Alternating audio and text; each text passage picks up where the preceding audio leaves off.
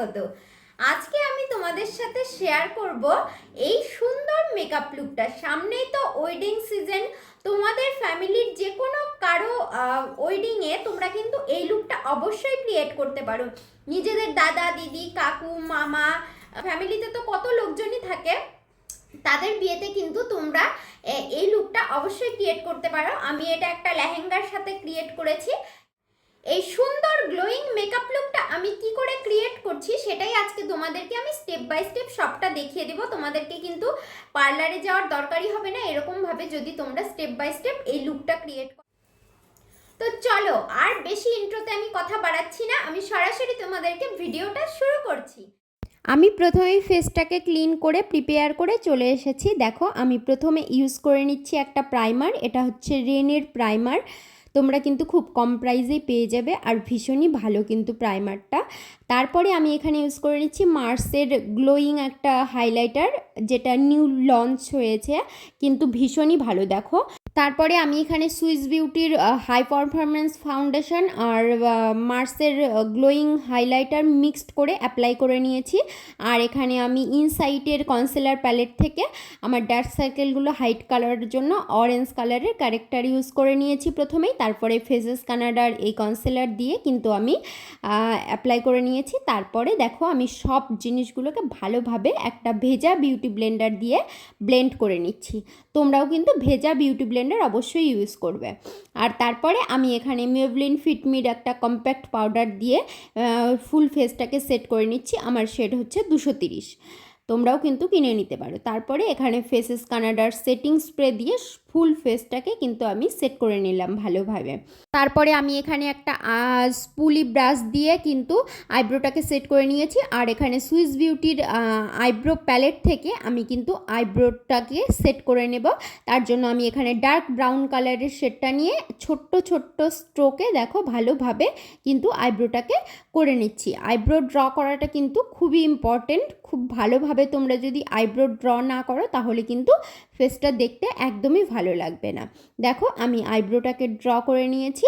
তারপরে এখানে আমি মার্সের জয়পুরের প্যালেটটা ইউজ করছি।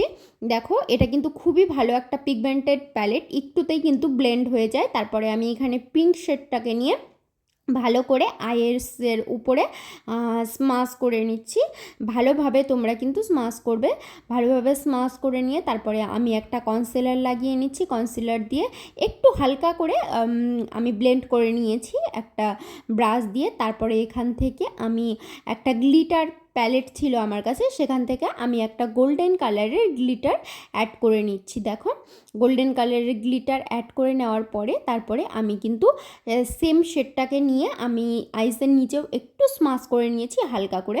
তারপরে আমি আমার ফেভারিট একটা কাজল, সেটা হচ্ছে ফেসেস কানাডার কাজল। খুবই ভালো, মানে বলে আমি বোঝাতে পারবো না, ভীষণ ভালো। তোমরা কিন্তু ইউজ করে দেখতে পারো। তারপরে আমি কাজলটাকে ইউজ করে নেওয়ার পরে ব্ল্যাক কালারের একটা শ্যাডো নিয়ে আমি কিন্তু হালকা হালকা করে স্মাশ করে নিচ্ছি।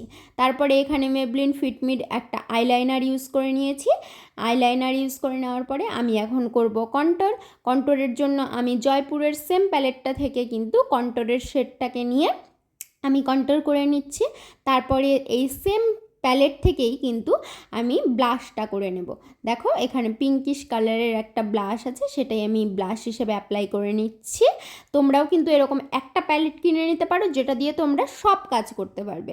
সব কাজ মিন্স ব্লাশ, হাইলাইটার। দেখো আমি এখানে কিন্তু সেম প্যালেট থেকেই হাইলাইটারটাও অ্যাপ্লাই করে নিচ্ছি।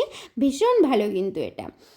দেখো আমার অ্যাপ্লাই করা হয়ে গেছে। আর লাস্টলি আমি অ্যাপ্লাই করে নিচ্ছি এখানে এনওয়াইবের একটা সেটিং স্প্রে। হয়ে গেছে আমার সেটিং স্প্রেটা ইউজ করে আমি শুকিয়ে নিয়েছি। তারপরে আমি এখানে এই দুটো শেডকে, একটা ডার্ক মেরুন কালারের, একদম ডার্ক মেরুন কালারের একটা শেড আর একটা ব্লাড রেড কালারের শেড, এই দুটো শেডকে কিন্তু আমি ভালোভাবে মিক্সড করে অ্যাপ্লাই করে নিচ্ছি এখানে, যেটার শেডটা কিন্তু আমার ভীষণই ভালো লাগে। দুটো একটা ওমরে এফেক্ট আসে আর ভীষণ কিন্তু ভালো লাগে। দেখো আমি মেরুন কালারের শেডটা দিয়ে বর্ডার করে নিয়েছি। তারপরে এখানে রেড কালারের শেডটা কিন্তু আমি পরে নিচ্ছি।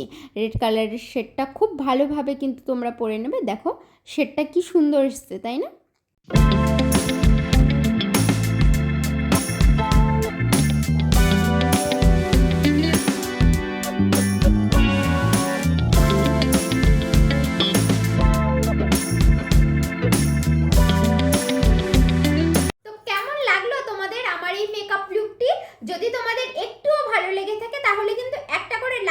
কমেন্ট করে জানাবে যে হচ্ছে কেমন লাগলো তোমাদের এই লুকটি।